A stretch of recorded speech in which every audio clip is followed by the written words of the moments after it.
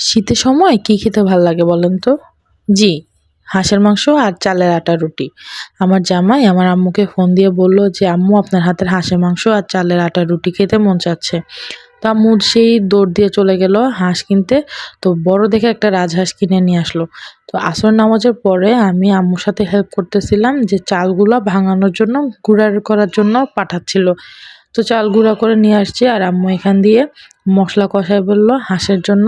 তো এই যে হাঁসের মাংসটা দিয়ে দিল সাথে। এবার আম্মুর সাথে একটু হেল্প করলাম যে রুটিটা ধরতে, চালের আটা রুটি ধরতে এত কষ্ট, অনেকক্ষণ মথে নেওয়া লাগে। তো আমি মথে দিচ্ছি আম্মুকে, আম্মু গোল গোল করে বেলে নিচ্ছে। এই যে দেখেন কতগুলি বানিয়ে ফেললো 1 ঘন্টার মধ্যে। তারপরে সবাই মজা করে হাঁসের মাংস আর চালের আটা রুটি খেলাম। ডিনারের আজকে এই আইটেম ছিল। আপনাদের কি ছিল কমেন্টে জানিয়ে দিবেন, আর আমার ভিডিও কেমন লাগছে বলে দিবেন। আল্লাহ হাফেজ।